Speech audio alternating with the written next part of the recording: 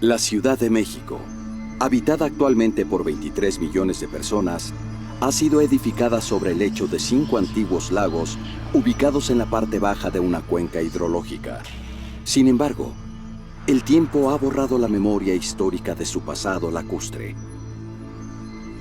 Tenochtitlan, la capital del Imperio Mexica, se fundó sobre el agua y fue destruida por los conquistadores españoles que levantaron en su lugar una ciudad más acorde con ciertos patrones europeos. Desde entonces, el agua, sagrada para los antepasados, empezó a ser tratada como enemigo.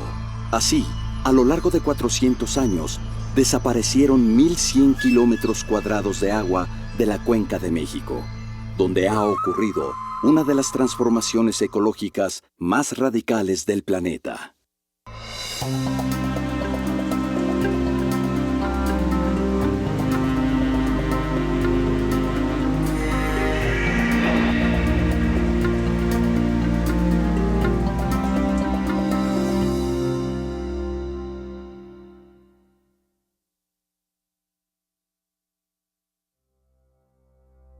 Desde su fundación, Tenochtitlan se enfrentó al grave problema del agua potable.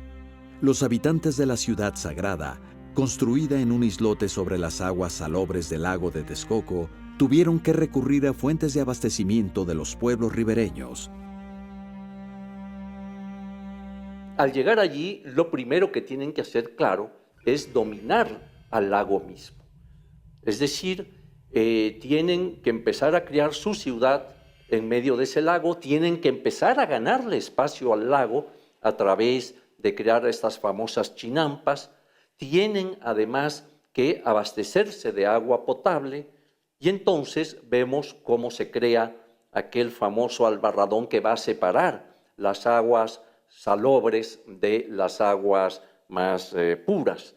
Pero también vemos cómo uno de sus primeros actos, diríamos que de ingeniería, va a ser el de tratar de traer el agua potable desde los manantiales que había en Chapultepec. Los tlatelolcas tenían otro acueducto y las otras ciudades también tenían sus propias fuentes de agua. La mayoría estaban pobladas en las orillas o en las laderas de las montañas, como Texcoco.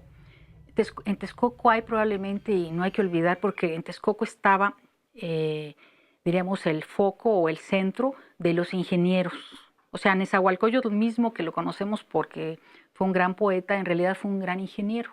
Él asesoró, él dirigió probablemente todos los equipos de constructores de gran parte de los diques y acueductos. Y en su propia ciudad construyó el que es el acueducto más importante y que se preserva hasta la fecha de la época prehispánica, que todavía se puede visitar y existen los restos. Este acueducto era bastante importante, estaba hecho, como se decía en esa época, de cal y canto, pero tenía una particularidad. Tenía dos, digamos, canales, uno para abastecer y el otro de repuesto para cuando tuvieran que hacer arreglos en el que estaba abasteciendo, que necesitaba alguna mejora o algo, entonces canalizaban el agua por el otro canal. Se llama Texcutzingo y es un acueducto que no tiene arcos porque los arcos no los conocían los prehispánicos. Es un acueducto que se hace sobre terraplén, se hizo sobre un terraplén, probablemente en muchos lados de Mesoamérica, pero el único preservado y conocido es este. Es decir, para llevar el agua de un cerro a otro, rellenaban el espacio y por arriba conducían los canales de cal y canto, muy formales, para tener agua potable, pero también para irrigar terrazas agrícolas en toda la zona de las laderas orientales de la Cuenca de México, los acolhuas, ¿no? Los texcocanos.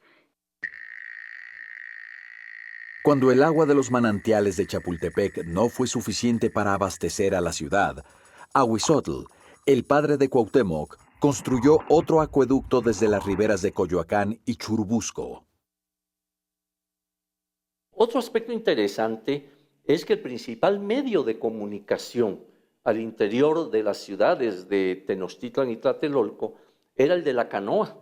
Arqueológicamente hemos podido encontrar algunas de ellas especialmente una que se encuentra, la pueden ver en la Sala Mexica del Museo Nacional de Antropología. Está hecha en madera, es muy estrecha, muy larga, y tenía que ser así porque tenía que estar, digamos, entre los canales, que a veces eran muy estrechos también, para transportar hombres, transportar materiales, transportar, en fin, toda una serie de productos, tanto al interior de la ciudad como con tierra firme. Vemos cómo era una ciudad lacustre, o sea, se abastecía, vivía, y aquí quería tratar también ese aspecto, vivía en parte de los productos acuáticos. Por ejemplo, tenían a la mano camaroncillos, tenían a la mano diversos tipos de peces, ranas y una cantidad de aves acuáticas que año con año llegaban al lago mismo. Tenochtitlan era la parte ceremonial. ¿Qué tenía ahí? 26 kilómetros cuadrados de chinampas sobre el agua, pero tenía un conjunto de puertos en las riberas y tenía una cantidad enorme de poblados prehispánicos en las montañas. Estamos hablando de un modelo urbanístico poco entendido en el mundo europeo y el mundo asiático. Es un modelo que está basado en la concepción de una ciudad-nación, una ciudad-región. La vida cotidiana, evidentemente, tiene que estar basada en el agua. Primero, el agua no podía ser ensuciada por la materia orgánica de los que vivían en Tenochtitlan y en las orillas del lago. Tenían que reciclar todos sus desechos. Estamos hablando de más de 1 millón de personas concentradas en Tenochtitlan, en los puertos ribereños y en las montañas. Más de 1 millón de personas es un modelo urbanístico que no se conoce en el mundo en el siglo XVI.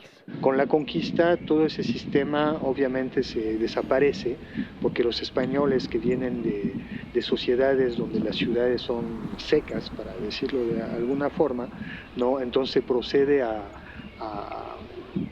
colmar, a tapar todos los canales, ¿no? Y eso se hace desde la misma conquista, ¿no? Es decir, los españoles, el ejército de Cortés, conforme iban ganando terreno, iban tapando todos los canales, ¿no? Para poder, pues, avanzar con sus caballos. Uno de los primeros actos que Cortés hace como estrategia es precisamente poner sus batallones en las entradas de las grandes calzadas, ¿verdad? Y por otro lado, destruir el abastecimiento del agua potable.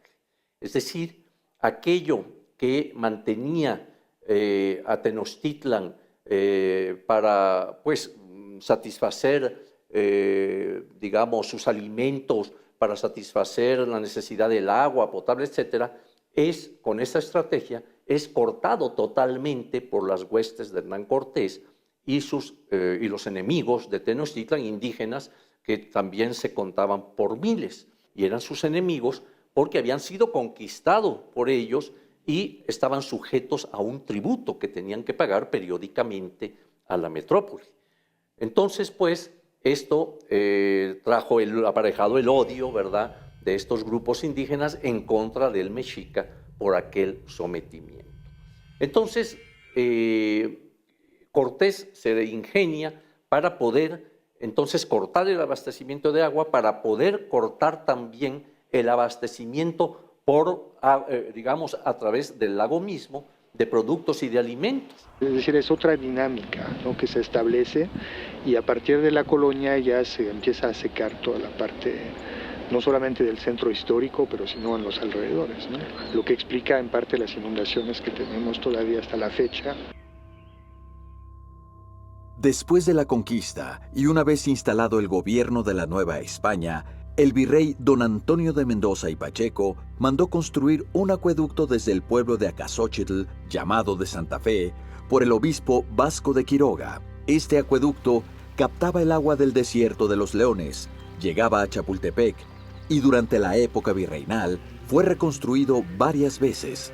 Tenía 1000 arcos y su trazo aparece en un plano de Juan Gómez de Trasmonte realizado en 1628.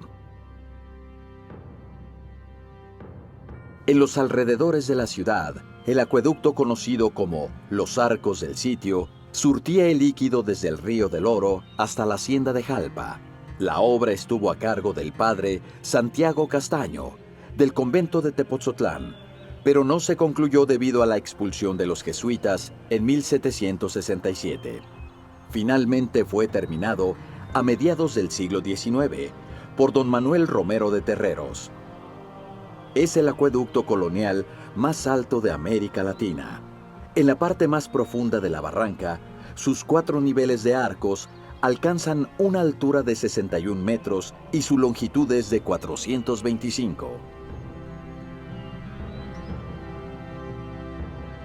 A mediados del siglo XVIII, se construyó un acueducto que iba de los manantiales de Chapultepec hasta la fuente del Salto del Agua. Tenía 904 arcos y una longitud de poco más de 3 kilómetros. Fue el virrey, don Antonio de Bucareli y Ursúa, quien en la primavera de 1779 inauguró la fuente que remataba el acueducto. En su portada tiene labrada una enorme águila sobre cuyo pecho está colocado el escudo de armas de la Ciudad de México y con sus garras atrapa macanas aztecas. Durante mucho tiempo, la Ciudad de México se abasteció de agua gracias a los acueductos construidos en la época virreinal, pero a fines del siglo XIX empezaron a agotarse los manantiales que los surtían y fue indispensable buscar nuevas fuentes de abastecimiento. Con el despertar del siglo XX y el auge económico del porfiriato, la capital requería de mayores caudales de agua para consolidar la nueva modernidad urbana. Los viejos y caducos acueductos, construidos de piedra y tezontle, se habían convertido en un estorbo para los automóviles y tranvías, por lo que fueron desapareciendo paulatinamente. Como era necesario satisfacer la sed de las nuevas y nacientes colonias, como la Roma y la Condesa, el presidente Porfirio Díaz dio la orden: tráiganse el agua de Xochimilco.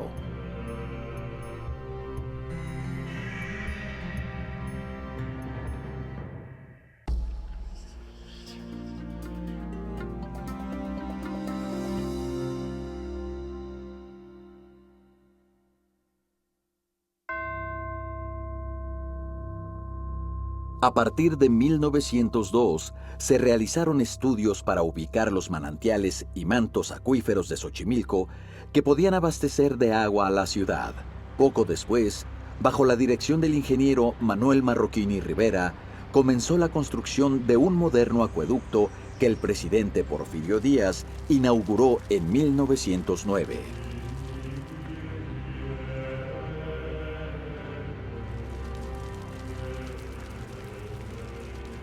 Porfirio Díaz pasa la historia en el abastecimiento del agua en la Ciudad de México a partir de una audacia política y técnica de demostrar, de imponer que se podía traer agua a la Ciudad de México de las lejanías.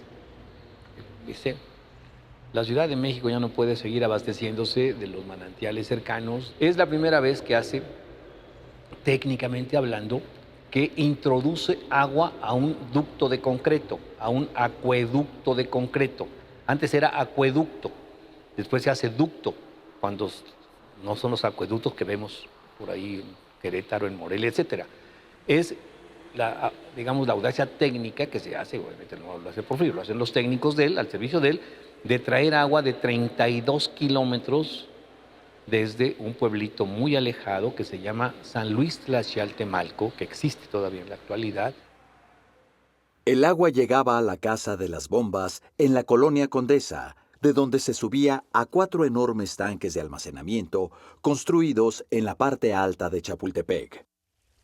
Originalmente los 4 tanques eran, digamos, los grandes tinacos de la ciudad. El agua venía, cualquiera que conozca esta ciudad habrá visto por División del Norte, por Alfonso Reyes, bajando desde Milpa Alta, una serie como de elementos, de hitos blancos que son, en realidad van marcando el gran acueducto que traía el agua desde ahí hasta acá para a partir de aquí almacenarse y distribuirse. Durante los años de la Revolución, hubo problemas de suministro en la ciudad. Desde el cuartel general de Emiliano Zapata, ubicado en San Pablo Sotepec, se dieron las órdenes para interrumpir los caudales de agua que abastecían a la ciudad por el acueducto de Xochimilco. El gobierno había expropiado tierras aledañas a la zona lacustre, afectando a los pobladores. No es la primera vez en la historia del abastecimiento de agua en la ciudad que estos pueblos son sometidos. En realidad hay un sometimiento político, porque son recursos que la gente y los pueblos tienen para su sobrevivencia a partir de las actividades agrícolas. Cuando tú le quitas el agua a los pueblos que viven de la agricultura, los vas a extinguir. Los vas a extinguir, porque evidentemente les vas a quitar una de sus riquezas más importantes, que es el agua para producir agricultura. En los años posteriores a la Revolución, la Ciudad de México vivió un crecimiento considerable y ya en los años 30 era evidente que las fuentes subterráneas no eran suficientes para abastecer la demanda de miles de nuevos habitantes. El espejismo de la ciudad atraía a cientos de inmigrantes que comenzaron a poblar los suburbios de la ciudad y levantaron las llamadas ciudades perdidas, donde no había servicio de agua potable ni alcantarillado. Durante el sexenio de Lázaro Cárdenas, se empezaron a realizar estudios para traer el agua desde las cuencas ubicadas fuera del Valle de México. En los años 40, ya se sentían los primeros impactos por la extracción del agua del subsuelo, y la cuenca de la laguna de Lerma resultó la más apropiada para convertirse en una importante fuente de abastecimiento.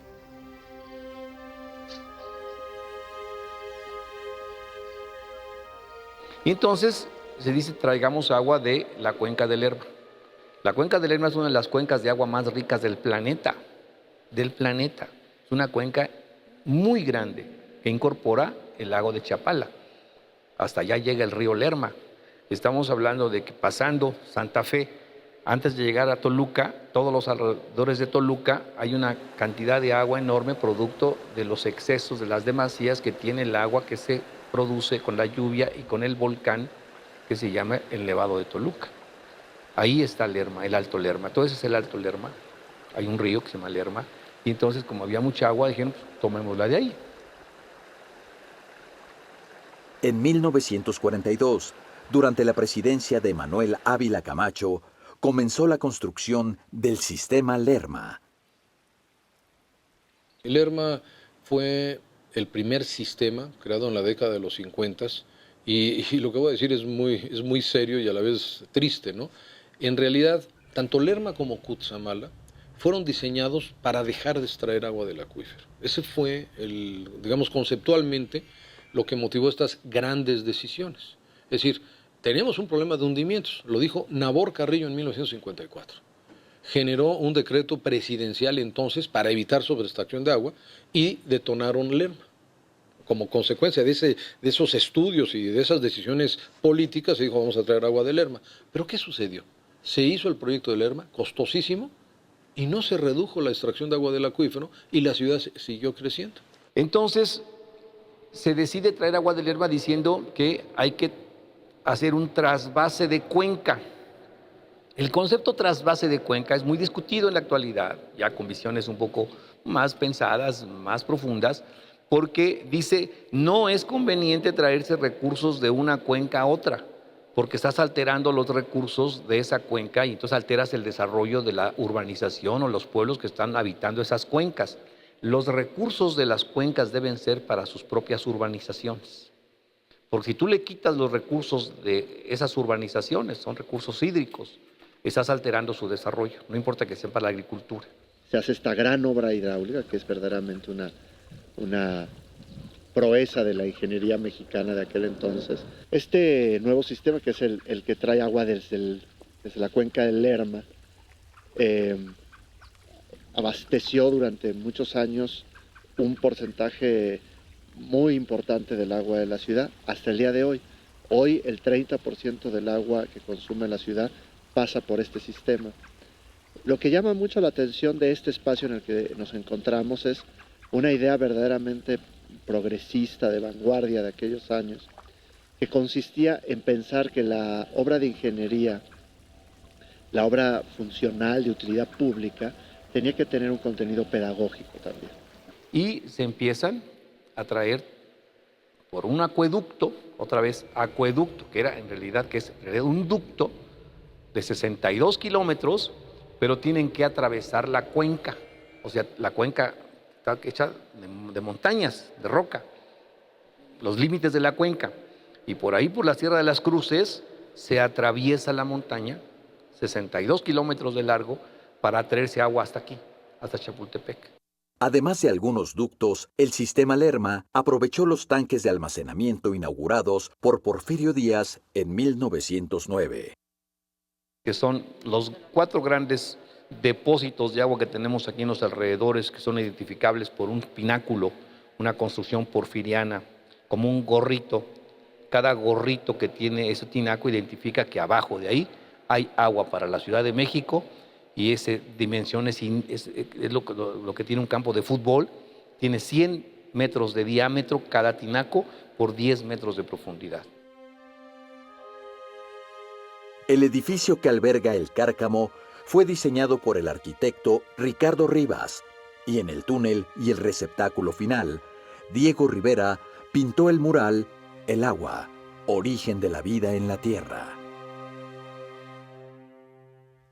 No se contentaron con hacer un cárcamo que recibiera el agua y conectarlo a unos tanques de almacenamiento, sino crearon un espacio simbólico donde pensaron en plantear 2 temas centrales. Uno, el agua desde el punto de vista de la cultura, desde el punto de vista del mito mexicano, y eso lo representó Diego Rivera aquí afuera, en esta fuente dedicada a Tlaloc. Lo que hace relevante este espacio no es solo su función hidráulica como un sistema abastecedor de agua, sino la intención del arquitecto Rivas y del maestro Diego Rivera de hacer de esta conexión un espacio también de representación cultural, artística, científica y pedagógica. En un solo espacio, entonces, se piensa en incluir varios temas sustantivos para un acercamiento integral al agua.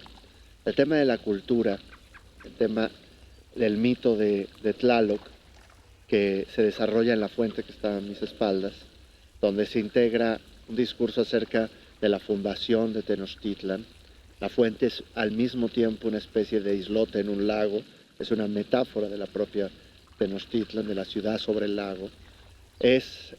También establece los vínculos entre Quetzalcóatl y Tlaloc.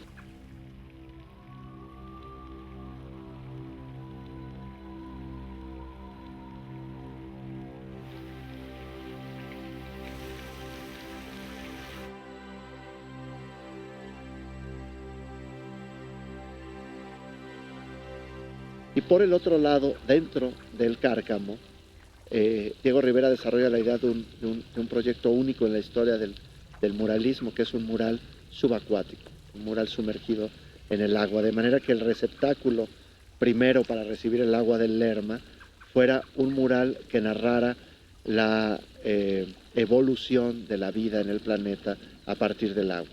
Diego Rivera había leído las teorías de Oparin, de Darwin desde luego, y entonces pensó que un mural podía contar esa historia. El mural, como decía, si uno ve su piso, uno verá los primeros organismos, las primeras materias, coacervados, etc.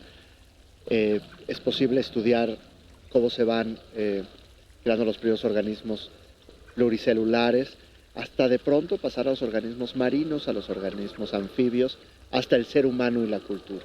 Se pensaba como un mural que se iba a ver a través del agua, lo cual le iba a dar movimiento, que algo que le interesaba mucho a Diego, que las figuras danzaran al ritmo del agua.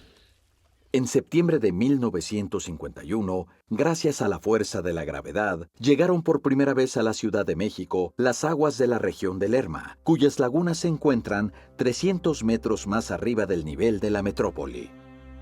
A partir de los años 60, el crecimiento de la población en la Ciudad de México obligó a traer más agua de Lerma, pero la sobreexplotación de sus acuíferos modificó los ecosistemas lacustres de la región. En lo que fueran áreas agrícolas y boscosas, se generó un intenso proceso de urbanización. La degradación de la tierra también dio paso a un acelerado proceso de transformación de los usos de suelo, motivado por el cambio de actividades económicas de los pobladores. El paulatino agotamiento de los recursos hídricos de la cuenca del Lerma, los conflictos regionales y sobre todo los hundimientos progresivos del subsuelo de la Ciudad de México por la extracción del agua de pozos profundos obligaron a traer agua de otra cuenca circundante, Cutzamala.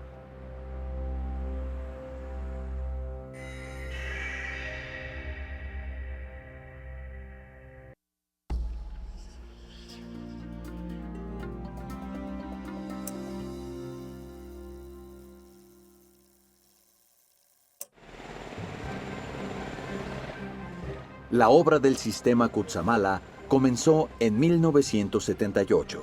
Fue necesario modificar la función hidroeléctrica del agua almacenada en algunas presas de esa cuenca para aprovecharla y conducirla hasta la Ciudad de México.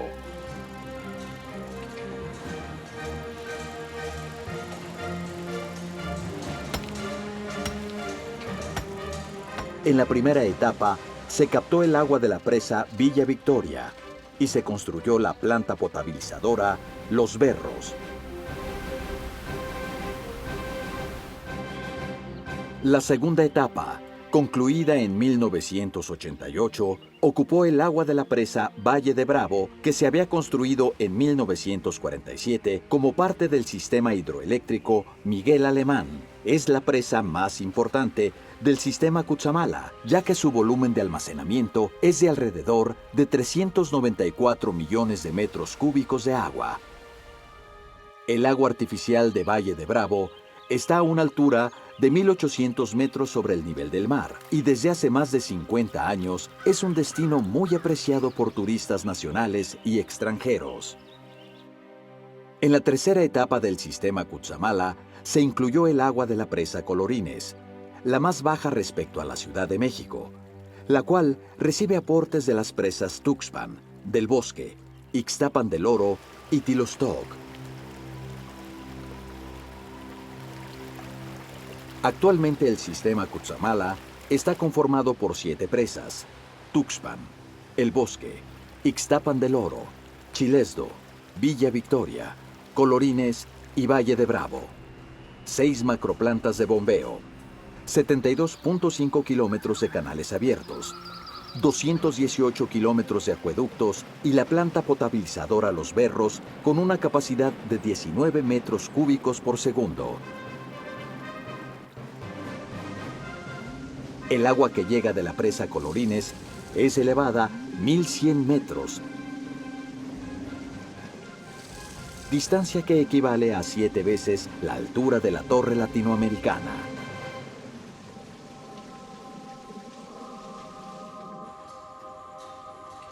Este complejo sistema tecnológico conduce el agua alrededor de 130 kilómetros mediante un acueducto de concreto y un túnel que llega hasta el municipio de Huixquilucan.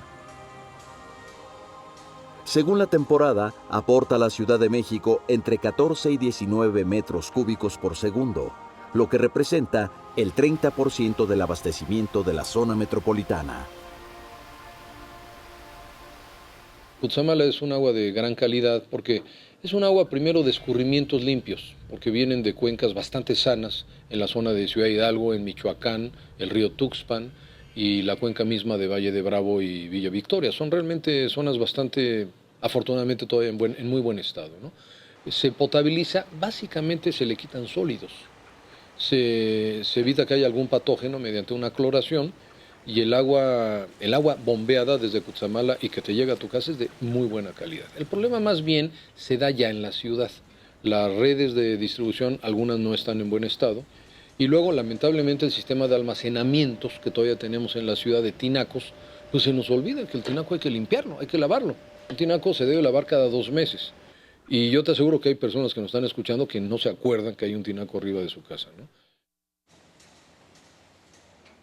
Además de las obras para la distribución de agua potable, la Conagua construye en Atotonilco una planta de tratamiento de aguas residuales. Tú puedes llevar a mayor nivel de tratamiento, pero nosotros vamos a entregar a los distritos de Hidalgo agua limpia de muy buena calidad para riego agrícola. Y esto va a devolver pues, la dignidad y la salubridad de esta zona de Hidalgo.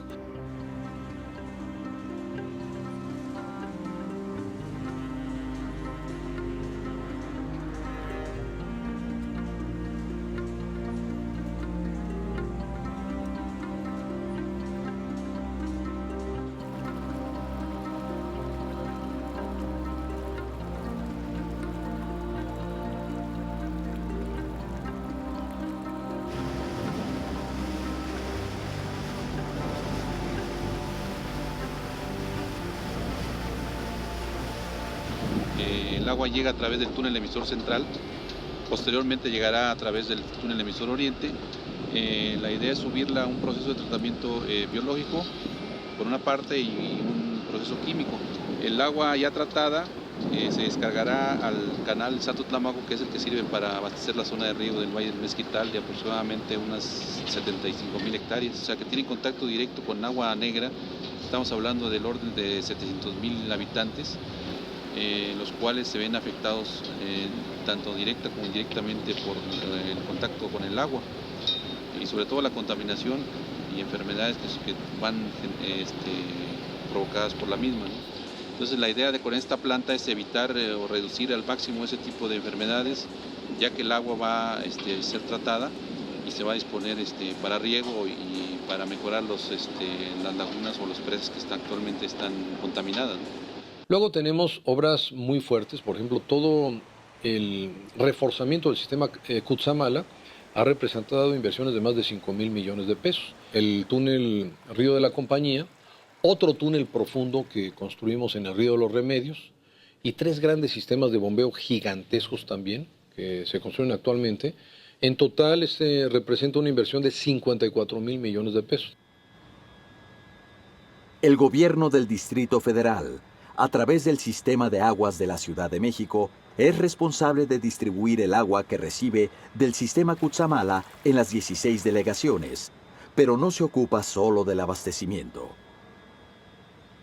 El sistema de aguas de la Ciudad de México tiene como responsabilidad primaria hacer que este monstruo funcione. Habría que ponerlo sobre la mesa. Estamos hablando de cerca de 14,000 kilómetros de tuberías de agua potable, 13,000 kilómetros de tuberías de drenaje, total de 27,000 kilómetros de tuberías, se dice rápido, y la operación de cerca de 2,500 instalaciones, que eso es básicamente lo que nosotros realizamos como labor primaria. Y lo secundario, que no por ello es menos importante, pero vamos a decir lo que tiene un poco de menos peso, es pues, lograr que el sistema cada vez dé un mejor servicio. La planta potabilizadora del Cerro de la Estrella, ubicada en la delegación Iztapalapa, recibe aguas residuales del oriente de la ciudad. Para su potabilización, utiliza un proceso tecnológico que incluye decantación, recolección de sólidos y circulación a través de distintos filtros de grava y arena, además de una desinfección con cloro, para ser infiltrada en los mantos acuíferos.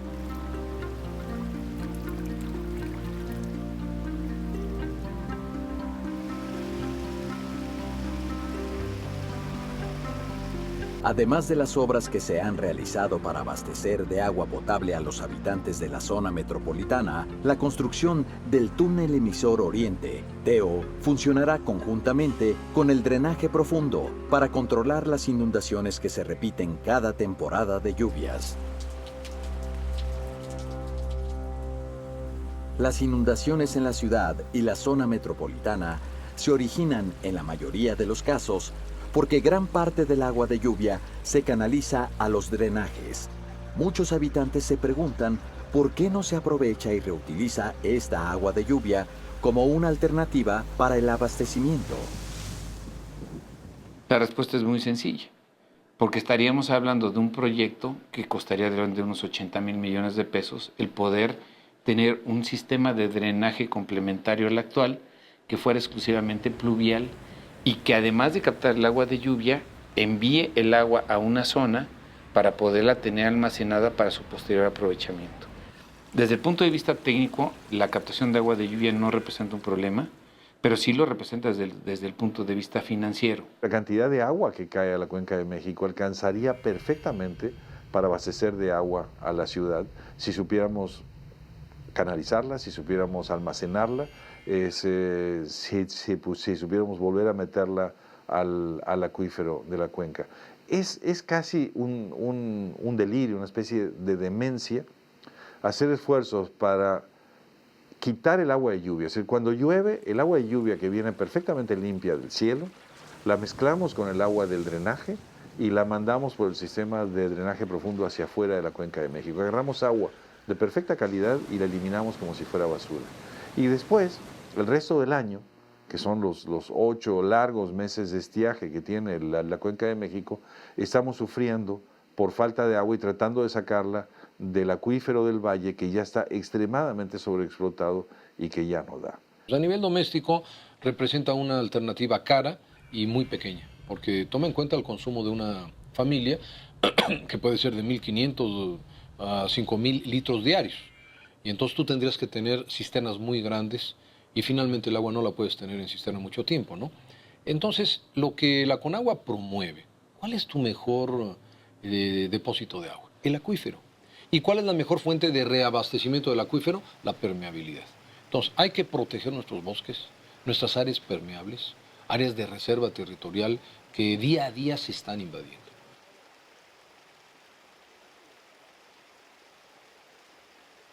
Una hectárea de bosque en las montañas que rodean a la Ciudad de México produce en el orden de 10.000, en algunas partes más lluviosas hasta 30.000 metros cúbicos de agua limpia que llegan al acuífero de la ciudad.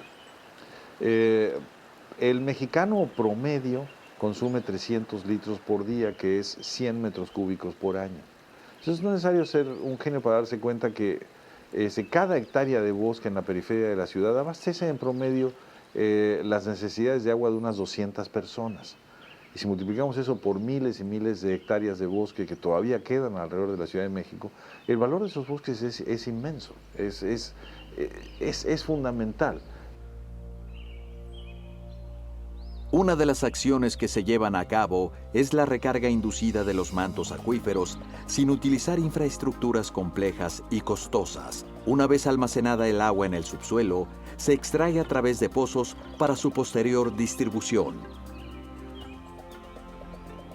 A lo largo de su historia, el sistema Cutzamala ha generado diversos conflictos entre la Comisión Nacional del Agua y la población agraria, en su mayoría de ascendencia indígena. Al mismo tiempo, la reducción del suministro del agua de este sistema ha llevado a plantear la utilización de nuevas fuentes de abastecimiento.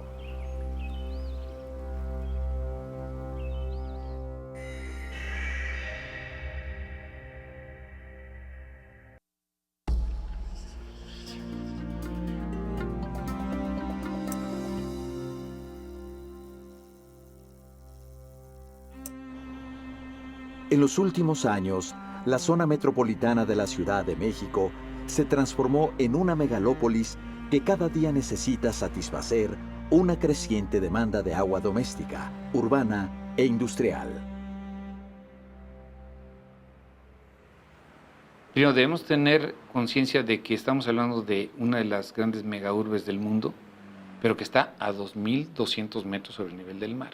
Entonces, el tema de agua potable, el Valle de México es una excepción a nivel mundial y lo ubica en el principal problema a nivel mundial que resolver. No estamos hablando de un problema menor, es un problema muy serio porque tenemos un desequilibrio entre la oferta de la naturaleza y la demanda concentrada en esta zona. Y además la solución es resolver el problema de una megaurbe. Hay la posibilidad de traer agua de Hidalgo. Esa se llama Tula, ese proyecto. Y un tercer proyecto es ir hasta la cuenca de Tecolutla, que también es factible. Esto requeriría un acueducto muy largo en Veracruz, pero muy cercanas, son cuencas muy cercanas.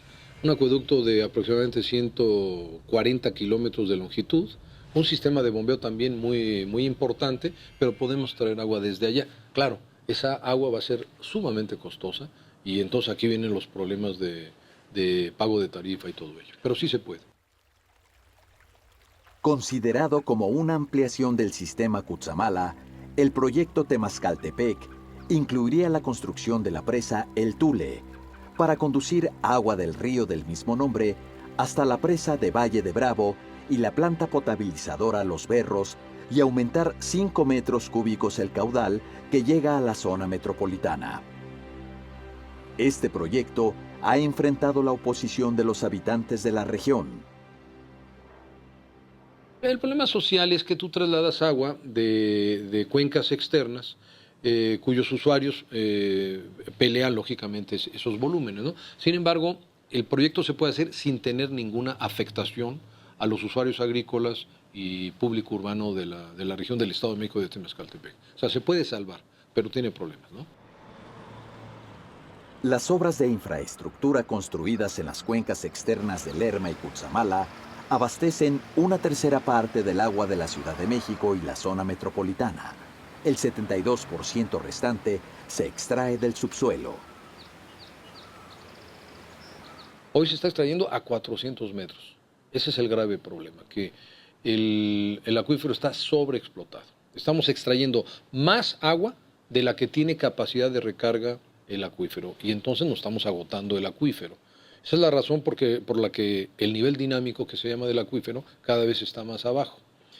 Ese fenómeno ha provocado uno de los riesgos mayores que para mí, digamos, de la ciudad, que es el hundimiento del suelo.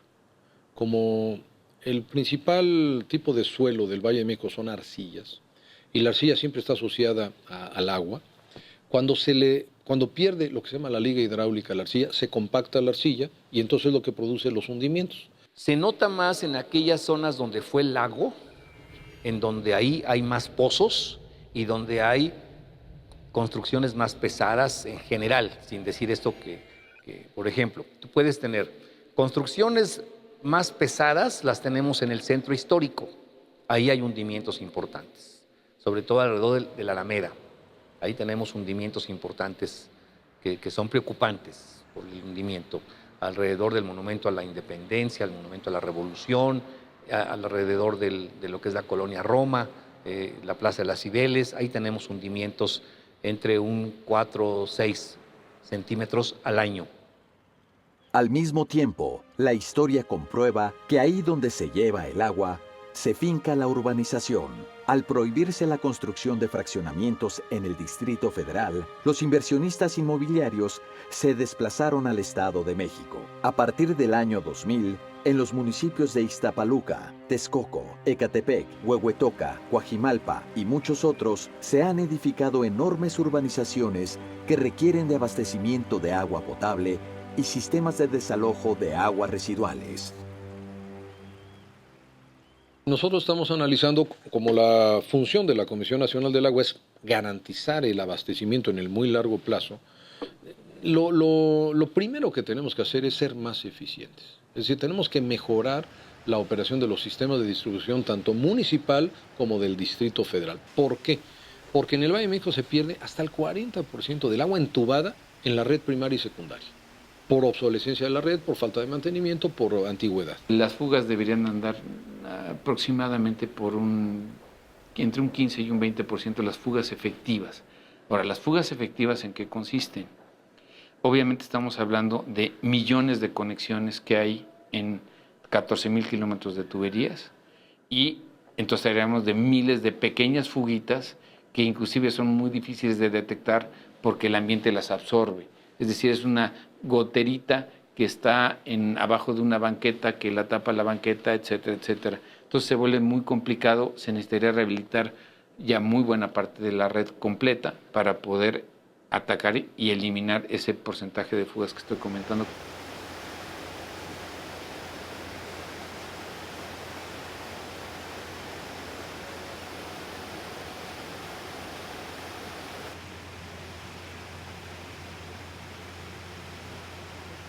La gran discusión del siglo XXI es que no necesariamente tengamos que apostarle a que los recursos hídricos de esta gran ciudad que vamos a tener en los próximos 30 años sea de los recursos de las cuencas que tenemos alrededor de la Cuenca de México. No, ni que sea, porque es otra visión, de los recursos hídricos que tenemos bajo nuestros pies. El agua la empecemos a sacar de los mantos profundos de entre 1000 y 1500 metros abajo de nuestros pies, cosa que se tendrá que valorar los impactos que tendrán sobre los hundimientos, o que empecemos a perforar el agua de las montañas. ¿Qué impacto ecológico tendrá esta visión? Hay que valorarlo. Lo que también tenemos que hacer es bajar la demanda. Y la baja de demanda tiene que ver con los hábitos de consumo, tiene que ver con el aspecto de cultura del agua, por supuesto, y tiene que ver con el hecho de un esquema tarifario que sancione el desperdicio y por eso mismo tenga tarifas crecientes donde el agua hasta cierto límite tiene tarifa muy accesible porque es parte de un derecho humano, pero que pasando ciertos consumos necesariamente tiene que tener cero subsidio y cobrarse en su real precio para con eso desincentivar el consumo en cada una de las casas. Somos un país que se está transformando de manera muy acelerada para cambios industriales, para cambios urbanos, y estamos olvidando el campo. El campo mexicano, en gran parte de las periferias de las grandes ciudades como es esta, está en una gran crisis porque el agua se ha traído a la Ciudad de México. Abrir una llave y que salga agua es para la gran mayoría de las personas una acción natural y cotidiana, pero casi nadie piensa cómo es posible que suceda este fenómeno extraordinario. El agua la vivimos como un acto mágico, ¿no? Abrimos la llave y aparece el agua. Si uno conoce o tiene acceso al recorrido de ese agua hasta el hogar de los millones de habitantes de esta ciudad, nos daremos cuenta del enorme esfuerzo de la naturaleza y del hombre.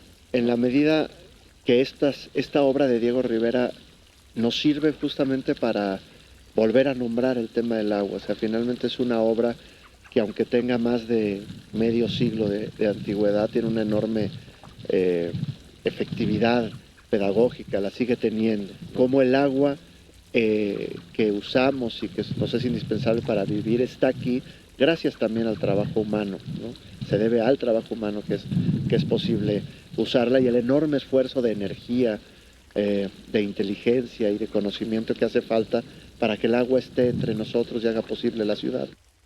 Ante la perspectiva de que traer agua a la Ciudad de México requiere cada vez de mayores inversiones para la construcción de obras hidráulicas, no es posible sostener la tendencia actual de uso y desperdicio. El costo social y ambiental de seguir explotando ríos, mantos acuíferos y destruyendo los bosques es muy alto. Si pudiéramos internalizar eso, cambiar la visión de los ciudadanos en la Cuenca de México y generar un compromiso real por la conservación de los bosques, yo creo que hay una esperanza en la Ciudad de México de poder empezar a construir una ciudad sustentable, una ciudad con un futuro viable.